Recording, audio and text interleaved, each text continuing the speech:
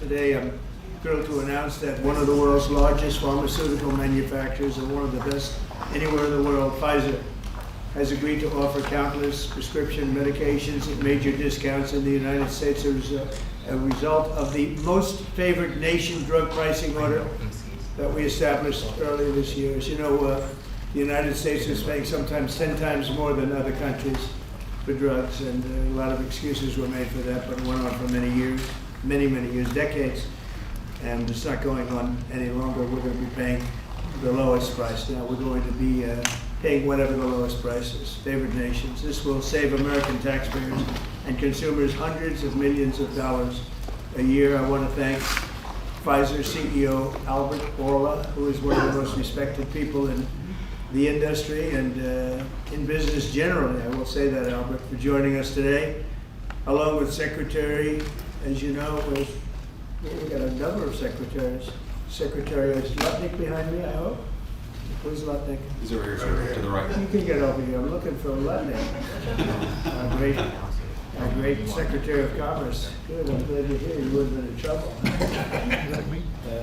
Howard Lutnick, great. Secretary Robert F. Kennedy Jr., CMS Administrator, Mehmet Oz, Medicare Administrator Chris Plump, and the FDA Commissioner Marty McCary, and I just want to thank them all. They've been working hard on many things. I think this is one of the biggest medical announcements that this office has ever made, because we're talking about price reductions, as you'll see in a couple of minutes, that are incredible. For many years, Americans have paid the highest prices anywhere in the world for prescription drugs. They paid far more, 10 times, 13 times, 15 times more than other countries for the exact same product.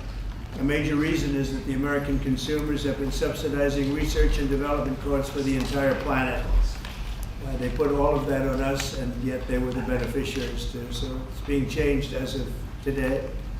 The United States at just 4% of the world's population and consumers, only 13% of all prescription drugs, yet pharmaceutical companies make 75% of their profits from the United States. So think of that. We have 4% of the market, 13% of prescription drugs, and yet, Albert, I didn't know you were that violent. I'm surprised you're agreeing to this. I'm getting better. No, he's doing the right thing, thank you. And yet they make 75% of their profits from the American customers, so it's something. That's why I signed an executive order combating this practice, and we signed it very happily a little while ago. Today, Pfizer is committing, as will other drug companies as we go through the weeks, but Pfizer is truly one of the biggest in the world and one of the greatest in the world. Today, Pfizer is committing to offer all of their prescription medications to Medicaid, and it will be at the most favored nation's prices. It's going to have a huge impact on bringing Medicaid costs down like nothing else. I told you that in my first term, I was so proud of the fact that for the first time in 28 years, drug prices came down. And I had a news conference that I explained it was 1/10 of 1%, but it was down. And here we're talking about, in one case, over 1,000%. This is a critical step forward to our work and to improve health care, and hardworking, low-income Americans, especially low-income Americans, will be helped so greatly. In addition, Pfizer is agreeing to provide some of their most popular current medications to all consumers at heavily discounted prices of anywhere between 50 and even 100%. And that's off the price. And in some cases, even more than that. These drugs will be available for direct purchase online at a website operated by the federal government. We're also announcing that moving forward, all new medications introduced by Pfizer to the American market will be sold at the reduced most favored nation costs. So we'll be paying essentially what other countries are paying, who have been much lower for many years. Furthermore, Pfizer will invest $70 billion to reshore domestic manufacturing facilities. In other words, they're going to bring a lot of their facilities to make their drugs and make what they make, their product. They're going to make it in the United States. I appreciate that $70 billion investment and fund research and development right here in America. We're working with other major pharmaceutical companies to secure similar agreements. Everyone understands that the status quo where Americans pay more for drugs, prescription drugs, and they pay more than foreign countries, who take advantage of us in many other ways, although not so many anymore. I think we've pretty well got that stopped, right? I think so. We've stopped that, but they took advantage of a lot of other presidents, that I can tell you. But we're making this pay to be very unacceptable, what they've done in the past. That's why my administration has also taken historic action to investigate the unfair and discriminatory trade practices of other countries that extort our pharmaceutical makers to shift costs onto the American consumer. They say, no, give us a price, a very low price, and just charge the American consumer, charge it to the U.S. The United States is done subsidizing the health care of the rest of the world. It's a big thing. I can't tell you how big this is. And I was all set to go on a first term, but then you had the COVID, and we had to focus on that. But I said, I want to get back here because you're talking about 14, 15, 1,600% reductions in some cases. But by taking this bold step, we're ending the era of global price gouging at the expense of American families, and we're making America healthy again, which is our little theme for the people behind me. And I want to just ask Secretary Kennedy to come up, and we'll start, and we'll go through it with Oz and Klomp and Bourla and McCary, and we'll go through it, and if you have any questions. But this is a really big announcement. This is something that most people said was not doable. And other countries are going along because we told them, if you don't go along, they didn't have to go along. But if they didn't go along, we were going to put extra tariffs on those countries, and we were going to charge them the amount of money that they should be paying for the reduction in costs. So I think we had a pretty good negotiating position. So, Bobby, I'd like you to speak about this, and what a great job, and thank you very much. Thank you, Mr. President. I want to start by thanking a couple of people who aren't up here, Theo Merkel, Dr. Heidi Overton, who played key roles in this negotiation and helped make this happen. And also Inma Hernandez, who's not up here, but John Brook and Chris Klump, who were the people who were negotiating, in some cases, I think including last night, 24 hours without any sleep. This would not have happened without President Trump's leadership. I told my son last night, we're all under secrecy about this, but I told my son late last night, a 27-year-old son, Connor, who's a very liberal Democrat, and I told him this was happening, and he just paused for a minute, and he said, "Thank you, Dad, I'm so proud of you." Because this is something Democrats have wanted for 20 years, Republicans have wanted for 20 years. Everybody said they're going to do it. Nobody has even taken a step towards doing it. And the reason was because it was such a daunting task. And, even all of the negotiators, you see, I also want to thank Howard Lutnick. This would not have happened without him. But even all of the negotiators here and all the people at HHS and at the White House team, all we could see was all the reasons that this couldn't happen. Everybody had tried. Nobody could make it happen. And it was President Trump alone who, with his doggedness, his persistence, he saw this clearly in a way that none of us other, in its most simplest terms. Why are we spending more on this country than any other country? Why are we spending 75% of the revenues that come to the pharmaceutical industry? We're doing all the research, and everybody else is riding on our slipstream. And President Trump, I would say, harangued and harassed us to make this happen.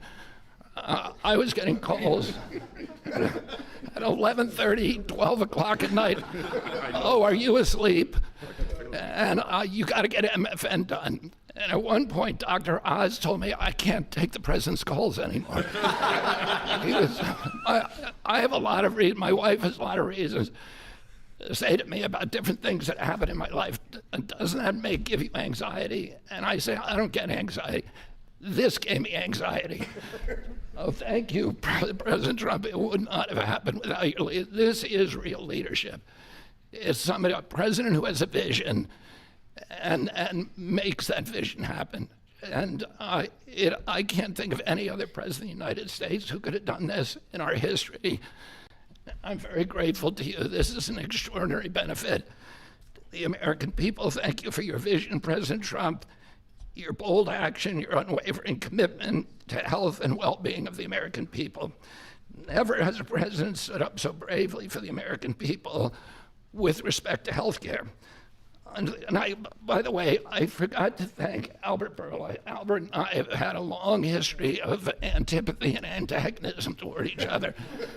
But I have to say his leadership in this took tremendous courage. And he really created a template for corporate responsibility, for putting public health ahead of his individual interests. So I'm very, very grateful to you for that, Albert.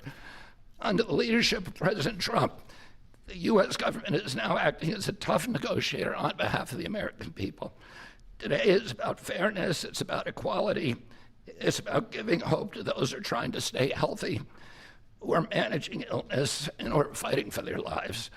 We refuse to make the most vulnerable citizens continue to pay an unthinkable price for the world's pharmaceutical breakthroughs, which we pay for. This policy is a shield for the chronically ill who have carried the burden of high drug costs for far too long. It's a signal to every American family that we're finally putting their health and financial security first. And it sets a new standard, one that says we won't write blank checks to the drug industry any longer. No family should ever be forced to choose between filling a prescription and putting food on the table.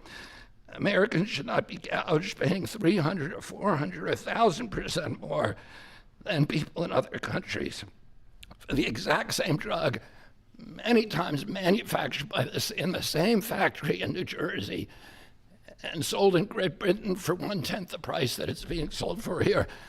This week, and I was with some friends up in Martha's Vineyard, and an old friend, one of my oldest friends, his wife and daughter have a chronic disease. And that chronic disease last year cost $150,000 to treat.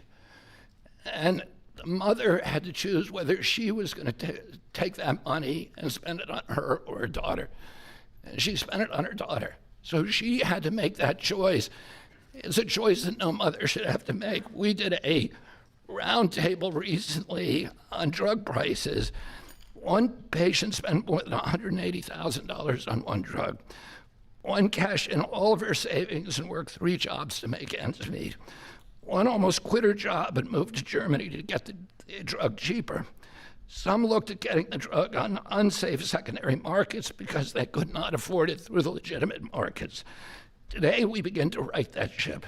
For the mother trying to help her child get better, for a grandmother at the pharmacy counter, and for millions of Americans who want to restore their health. Today is about another promise made by President Trump and another promise kept by President Trump to the American people. And it's only just the beginning. This is all thanks to your unwavering leadership, Mr. President. Thank you. Thank you very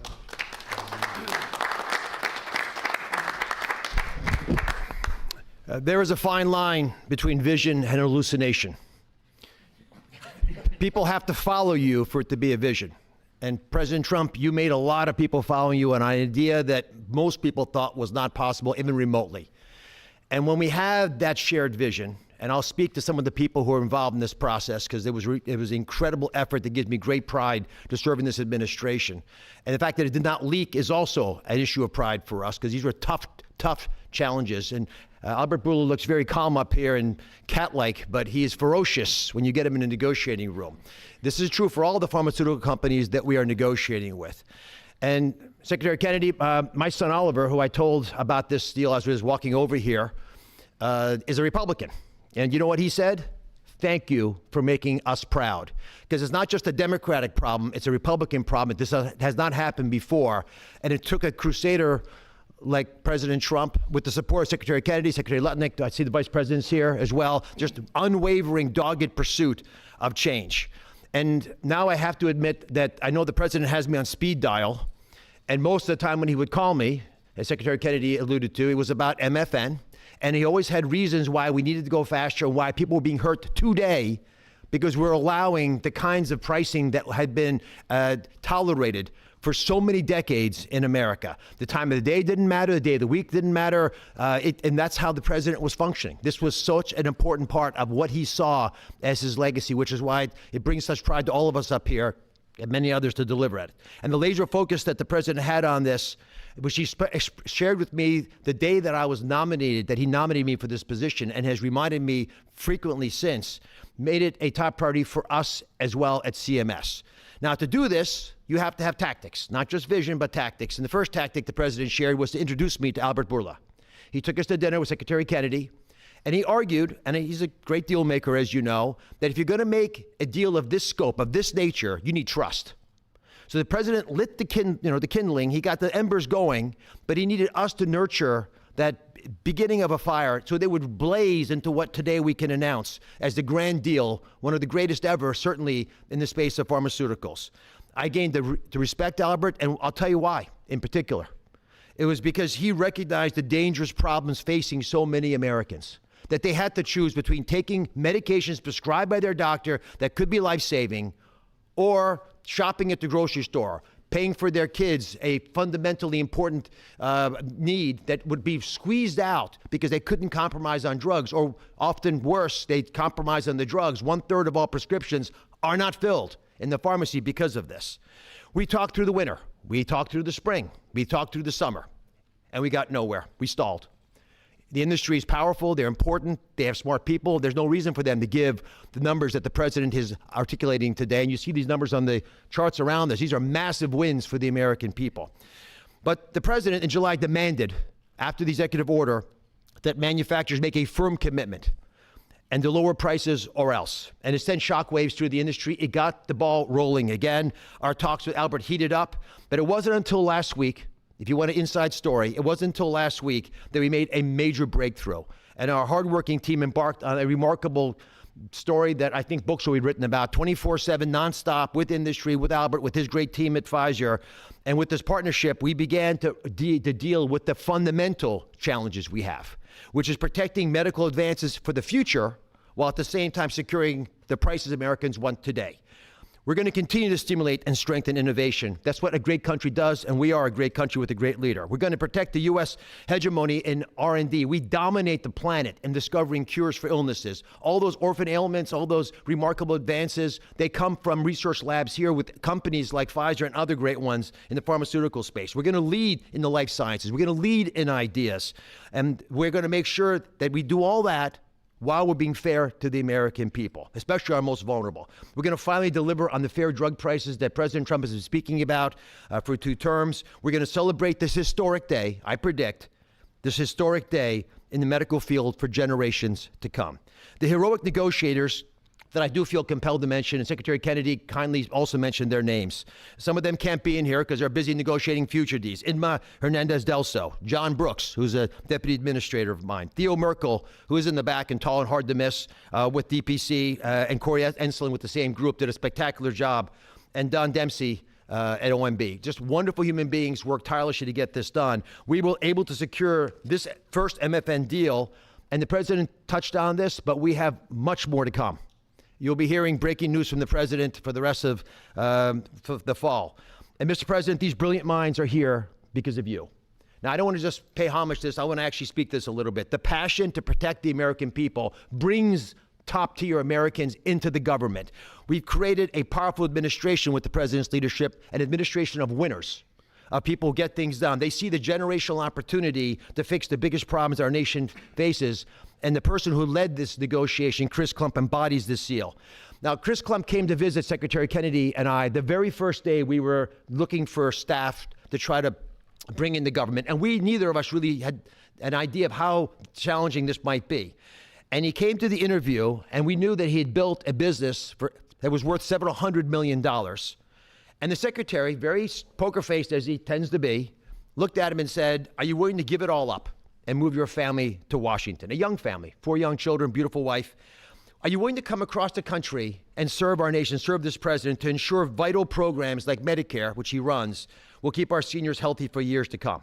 He gave it all up, like so many have in this administration, passionate to follow the president's lead and serve under Secretary Kennedy. And for those of you at home who are watching, and I hope there are quite a few, I think this shows just how cool a place it is to work, is in this government. And I take great pride in handing the ball to Chris. Chris, tell the American people what they have won thanks to your passionate ability to deliver on President Trump's promise. Thanks very much.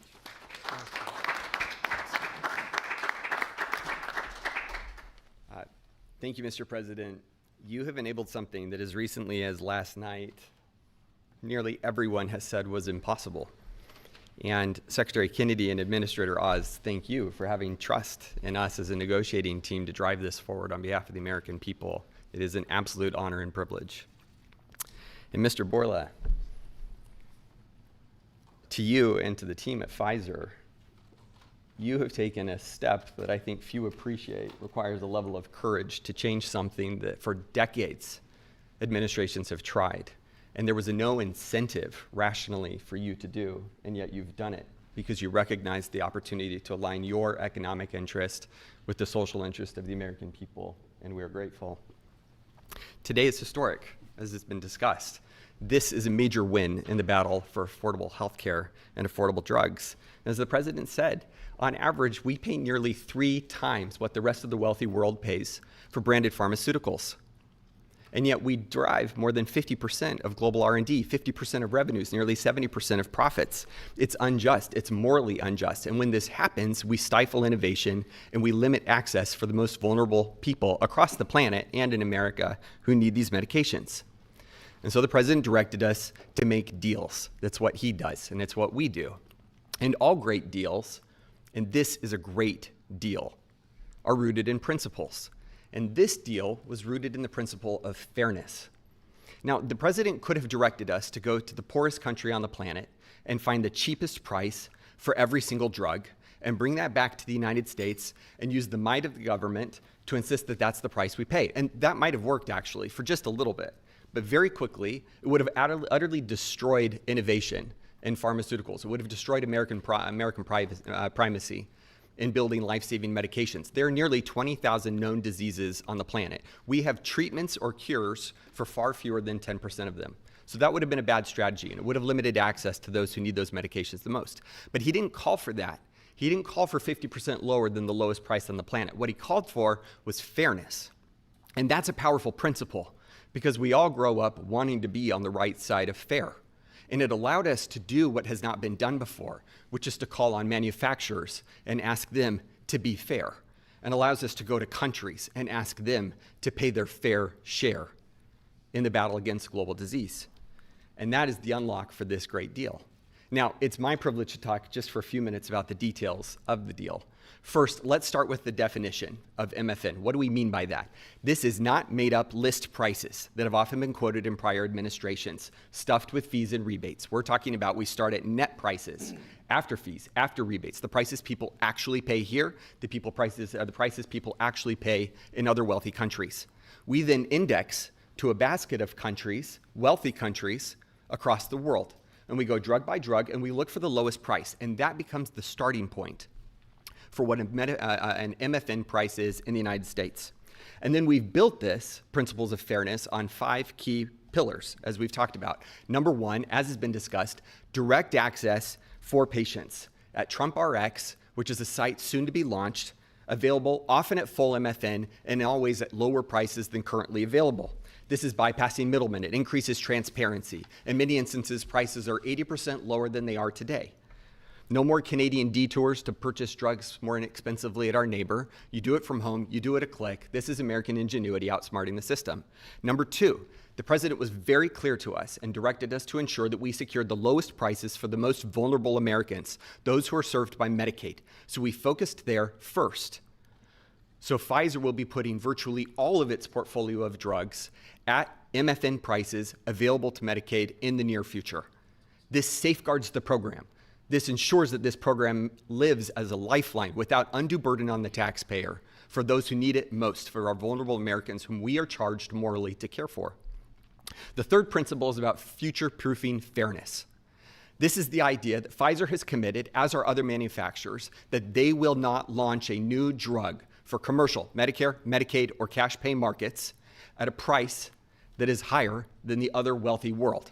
Now, they are free to price their drugs wherever they want. These are not price caps. These are not price controls. They can price however they'd like. We're simply asking them, and they are committing not to undercut us in other countries. This is an essential principle. This allows us to retrain other countries to appropriately value innovation for their citizens, to appropriately understand what fair share means, to contribute global R&D. This allows us not to compromise access for those who need it most. And this is a powerful commitment. The fourth principle is around shared savings. As our commerce colleagues and as our US trade representative colleagues succeed in encouraging other countries to pay more for existing medications, a portion of that will go to fund additional R&D. And a portion of that will repatriate back to the United States to offset prices, lower prices further for Americans on those existing drugs. And the fifth principle, as discussed, with hats off to Secretary Lutnick and Ambassador Jameson Greer from US Trade, is about Pfizer committing to onshore 100% of the value of all imports that it currently imports to the United States, thus ensuring that we seal our great American resurgence.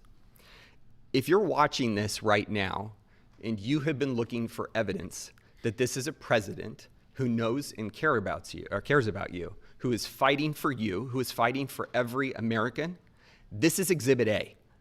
This is not an empty promise. It's not platitudes. It's not lacking a plan. These are hard contracts with teeth, lowering prices now that we will all feel. These are the most significant, historical, substantive, mathematically quantified price reductions in the history of our country in modern-day pharmaceuticals. I cannot thank you enough for your leadership in enabling this to happen. It is an absolute pleasure. The president has showed us that the impossible can be achieved, and that is what's happened today. God bless America. With that in mind, it is my absolute pleasure to introduce Albert Bourla, CEO of Pfizer.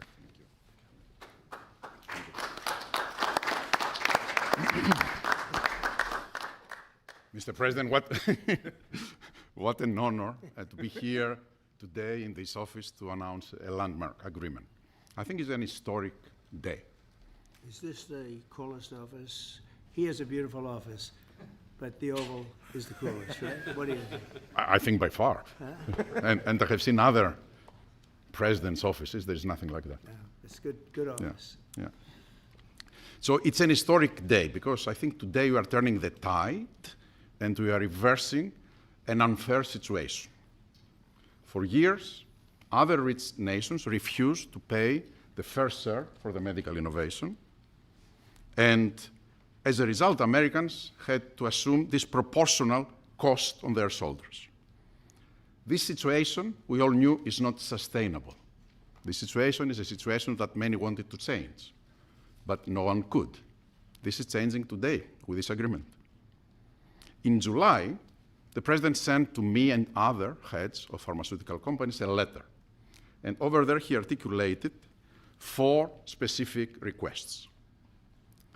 These requests, it was obvious to us, were designed to lower drug cost in the America in different ways, each one of them.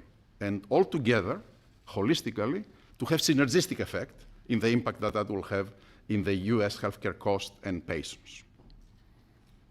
With this deal that we signed today, we satisfied all 4 of President's requests, all 4. The big winner of this deal clearly will be the American patient. There is no doubt about it. They are the ones that will see significant impact in their ability to buy medicines. But I would argue that it is not the only winner. I think who else is a winner here? It is American innovation and American economy. In our industry, we had 2 major overhangs that have substantially reduced our valuations and create concerns for us in our ability to invest.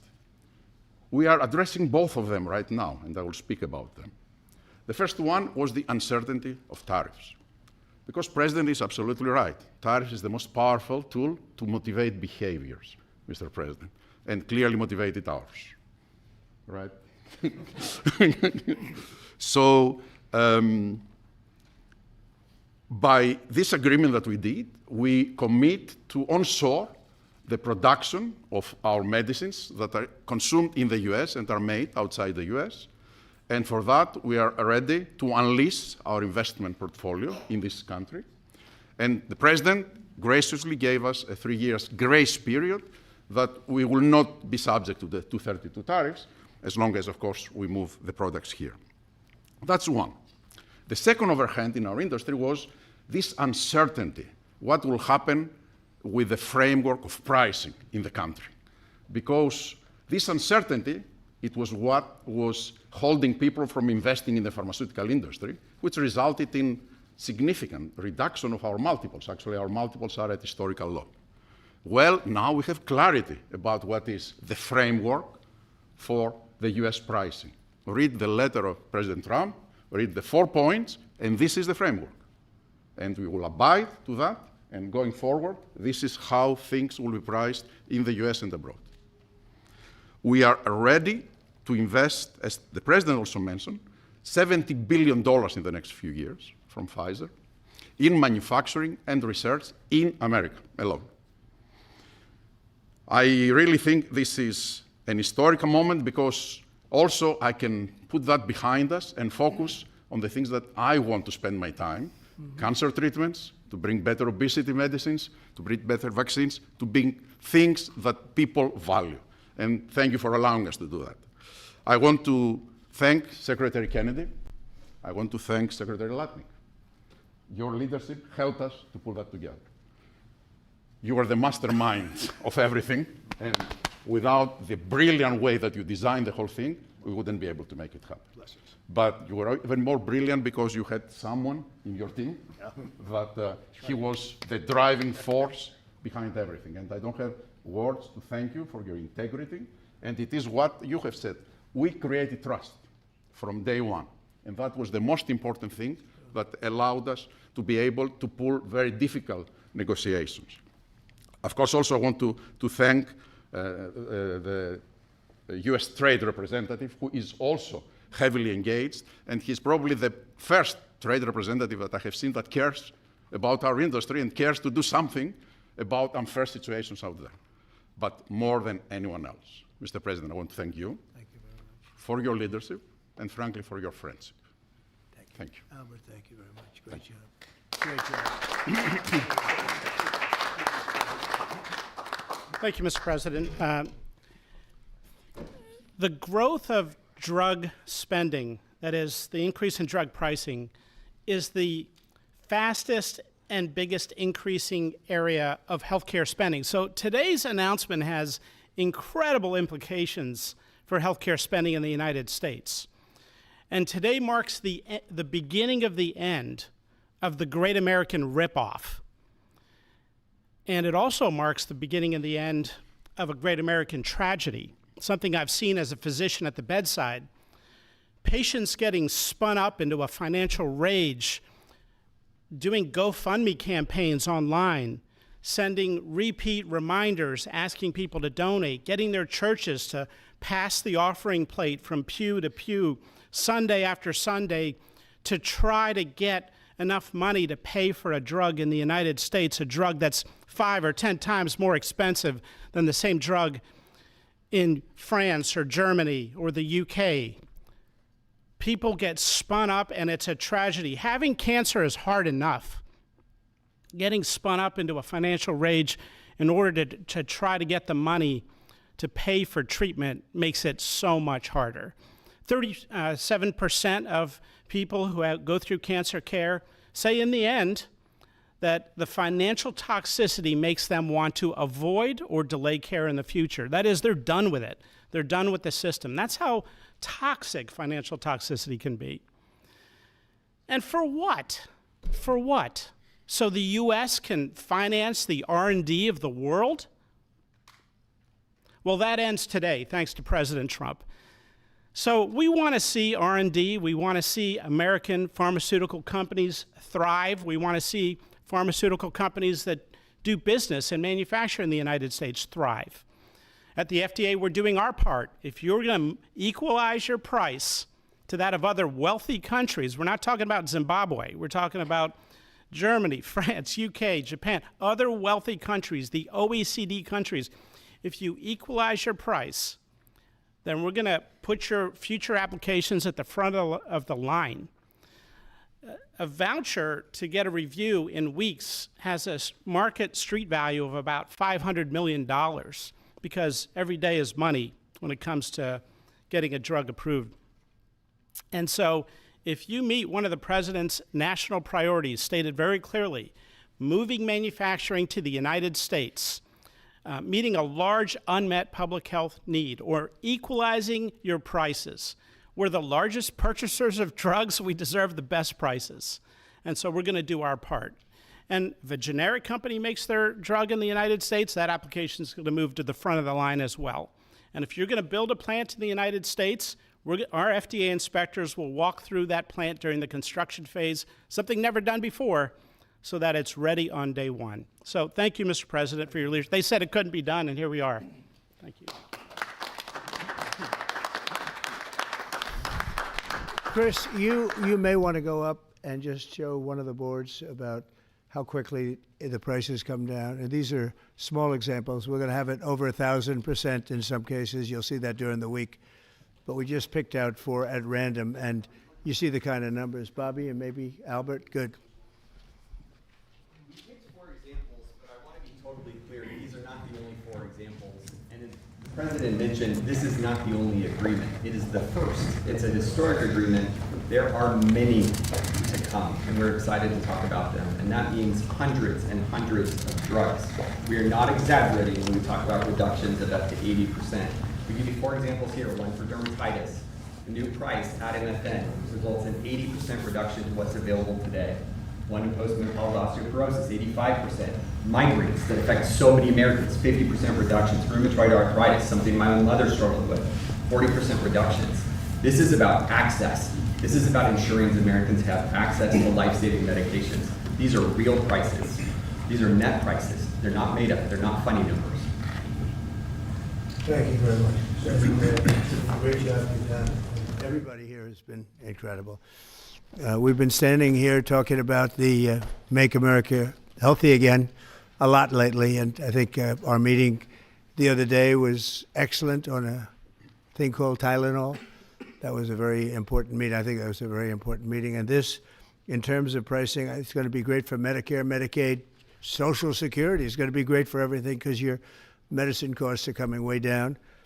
We have some examples that I think we'll be able to show you next week of over 1,000% in some cases, where a pill that cost $10 in London was costing $130 in New York and various other places within the United States. And the same thing with Canada. People would go to Canada, they'd go to Mexico, they'd go to other places to buy drugs. They don't have to do that anymore. So we have favored nations. So that's what we have. And it's one of the biggest days I think anybody will ever have.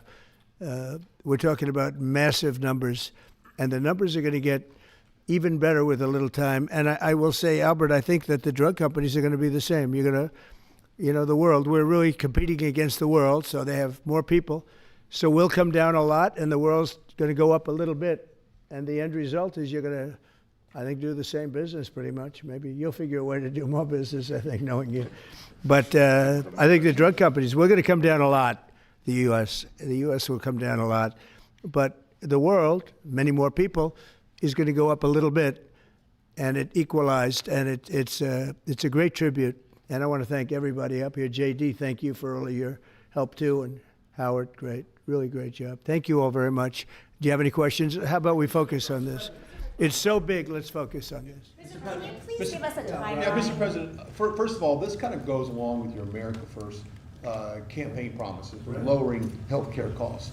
On a day that it seems like we're going into a government shutdown led by Democrats on the premise of providing health benefits to illegals, this seems to, your move here is a stark contrast to that. Could the same principles that you did today apply to health insurance, to maybe lower the cost of health insurance? Many Americans are kind of struggling with that. And we're working on just that, little different group, but we're working on just that. It could, I don't know to this extent. We have a pill, one pill in particular we're going to show you next week. It sells for $10 in other countries and $137 in the U.S. And that's coming down now to probably $15 or $18. They'll go up to 18. I think that's pretty much right, Albert. It's not you, but they'll go up to 18, and will come down from 135 or whatever down to 18. I mean, that's a massive number. Remember, I was the one that held a news conference because I lowered drug prices by 1/4%.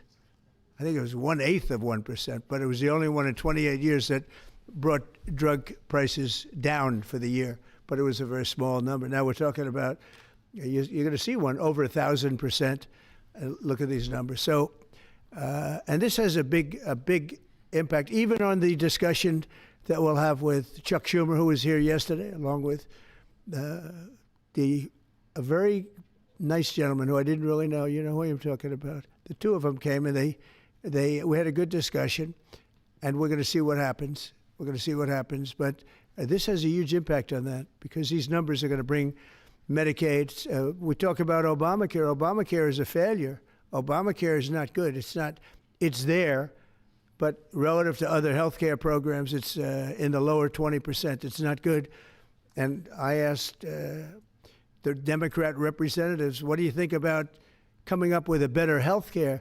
This actually allows you to do that because the cost of prescription medicine is a very big, more than 50% the cost of what we're talking about. So we might be able to do something like that. This is one of the biggest news conferences from a medical standpoint that I think has ever been had by any administration. Yeah, please. Thank you.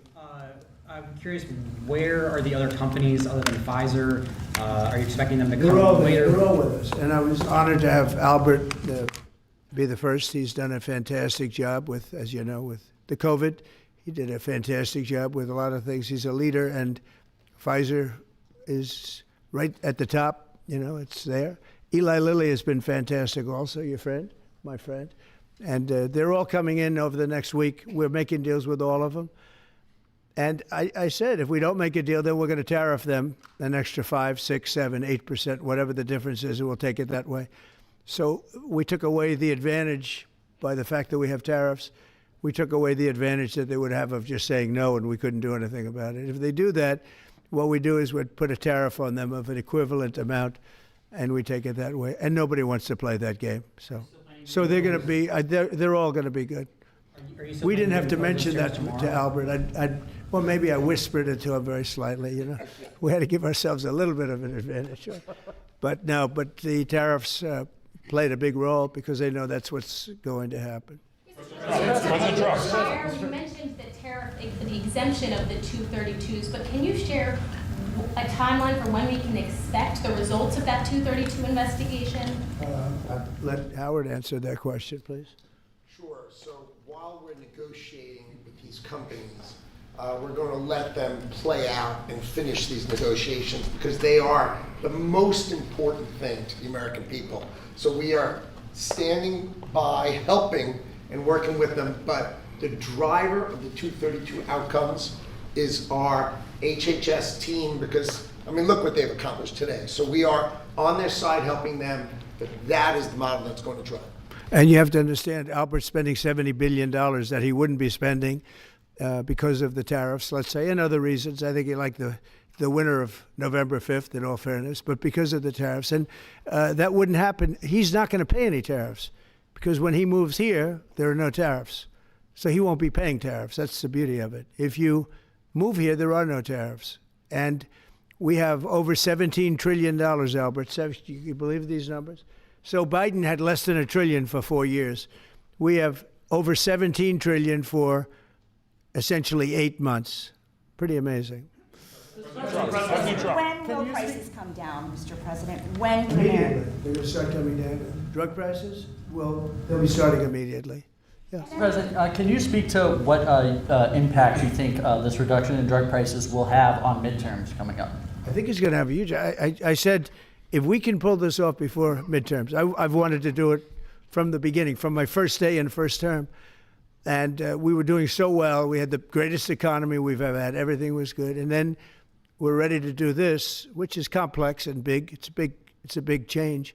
But what happened is COVID came, and we focused on COVID. We focused on COVID very hard with Albert, with the other companies, with everybody.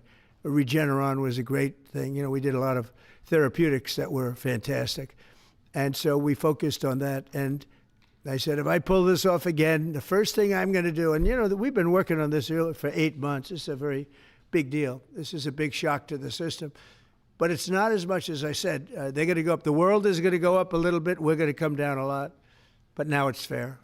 We're going to be paying the same thing. Yeah, please. Trump, in your first term, when you cut the price of insulin, Biden later came in. He tried to steal credit for that. Do you worry that the Democrats are going to try to steal credit for these historic cuts? I really appreciate your question because I did. I cut the price of insulin down to $35.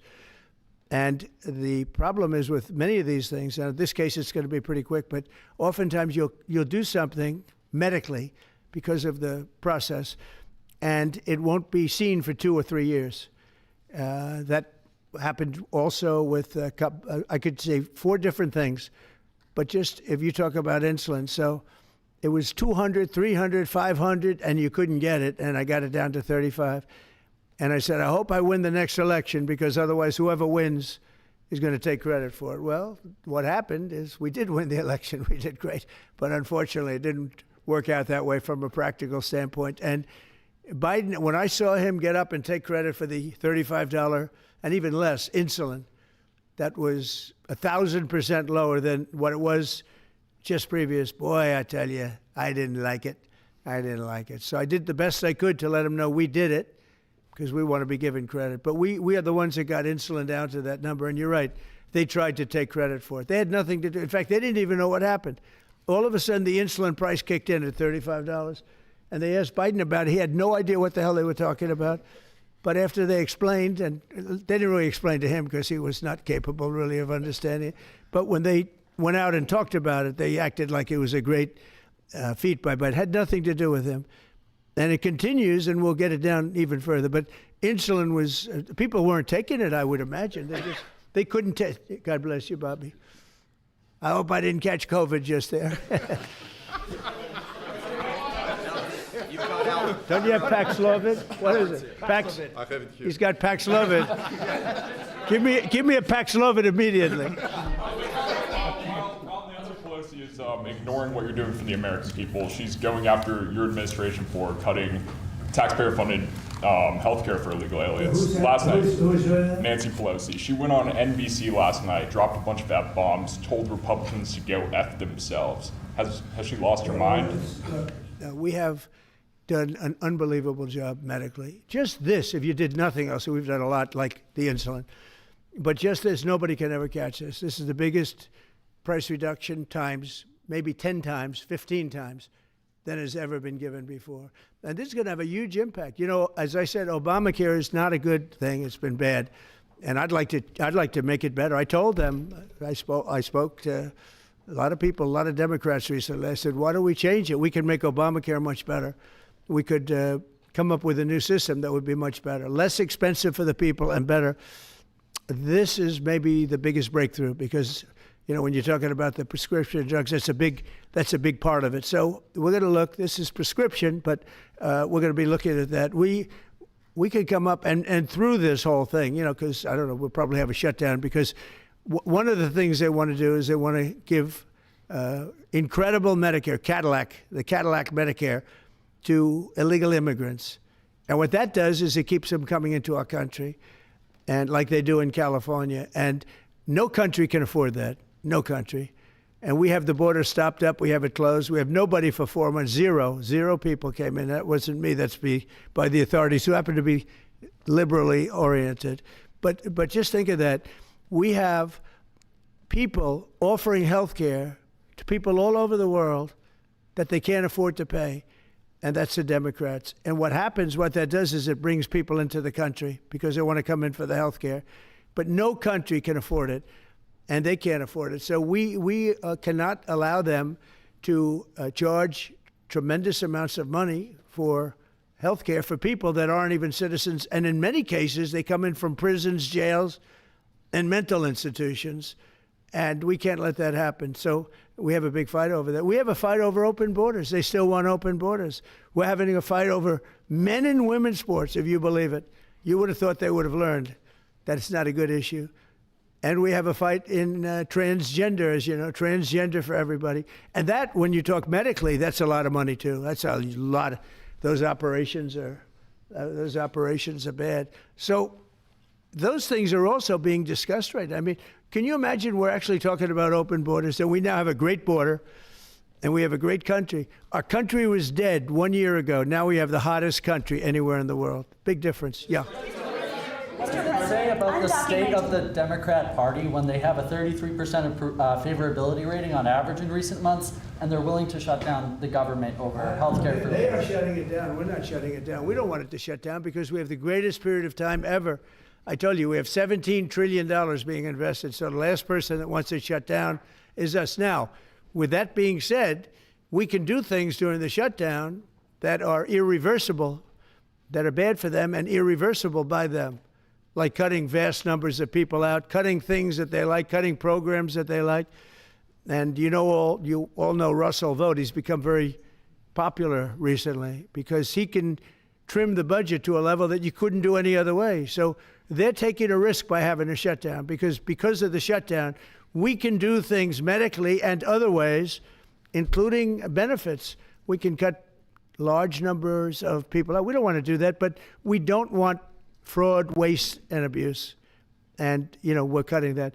But they want to have illegal aliens come into our country and get massive health care at the cost to everybody else, and we don't have it. And that's I would say, the number one reason that they want to strike is to get illegal immigrants health care. And, Gavin Newsom wants that, too, in California, and it's destroying California. We can't have that. We're not going to let it happen. Do you have a plan for dealing with drug companies that are responding to MFN only by raising prices overseas as opposed to lowering prices in the U.S.? No, they're responding. I understand that question very well, but they're responding by lowering prices.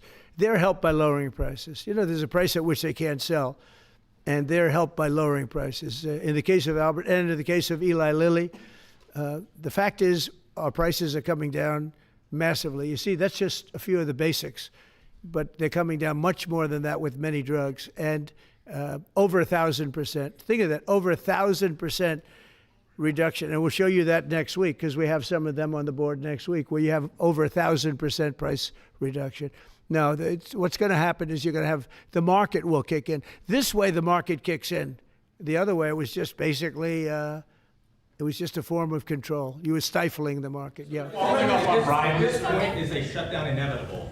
And how would you describe the negotiations with Democrats yesterday? Are more meetings scheduled?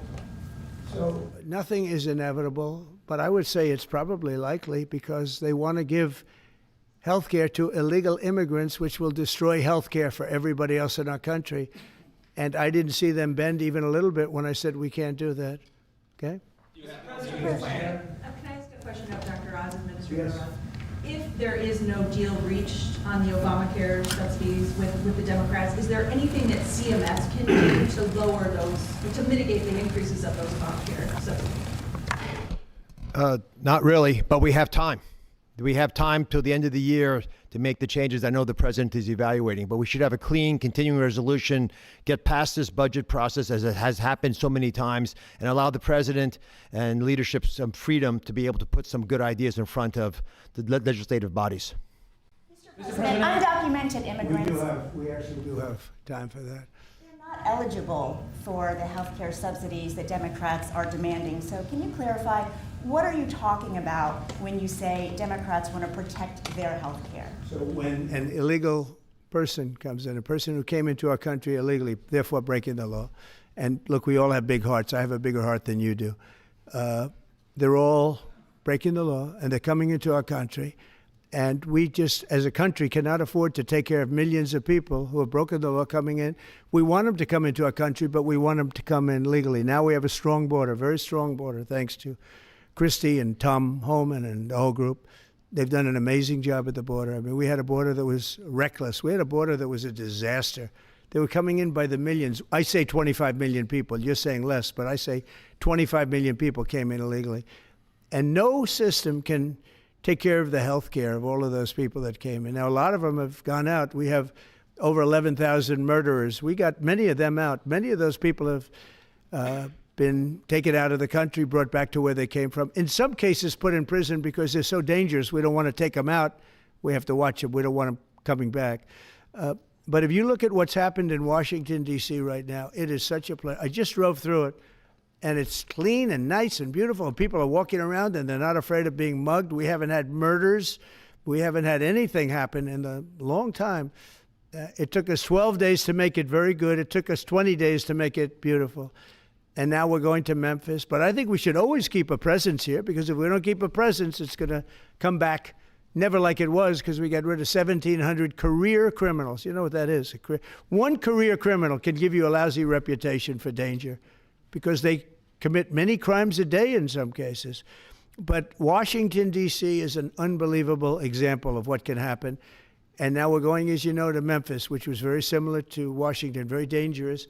And we're there, and we're working along very well with the governor, the mayor. A lot of these Democrat mayors, you know what they don't want to have us do well, because if we do well, it makes them look bad, and they shouldn't feel that way. If I were a Democrat and I was a governor or mayor, I'd be calling Trump. I'd say, get your troops over here, just help, because the mayor of Washington is getting a lot of credit for what we did, a lot of credit. But the beauty is, isn't it nice? Seriously, you walk down the street, you're not going to be mugged, you're not going to be hit. We had a meeting about 3-4 months ago, and I was saying to the media, how many of you people have been threatened or mugged or accosted during your walk to the White House? And they said, we don't walk to the White House anymore. But the answer was, remember, Brian, almost everybody's, look at this guy. They even attacked this big, strong guy, right? Didn't you get attacked? Did you? But yeah, just take a look at the other guy, right? What happened to the other guy? I don't know. Those other guys are pretty tough. They're tough with a gun in their hand, right? And yeah, you were hit pretty hard. But almost everybody was. And now, nobody. Anybody been accosted in the last 3 weeks? If I would have said that 6 months ago, half the hands would have been raised out. No, we have a very safe city now. The country's going to be safe. We're doing one at a time, and we'll be going to Chicago. I told you this, sir. Union Pacific, head of the railroad. He knows this country very well. Started off as a very low-rung employee of the Union Pacific. He's now chairman. He came to me and he said, sir, save Chicago. It's a great city. It's going down fast. They had 11 people killed over the last couple of weeks. 11 people killed, 48 shot.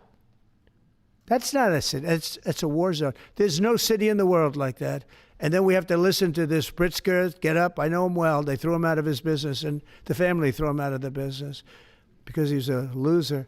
But we have to listen to Pritzker get up. He should call me and say, get the troops in. You ever hear that? 11 people over a week and a half killed. And I think it's 48, when you add it up, 48 people shot.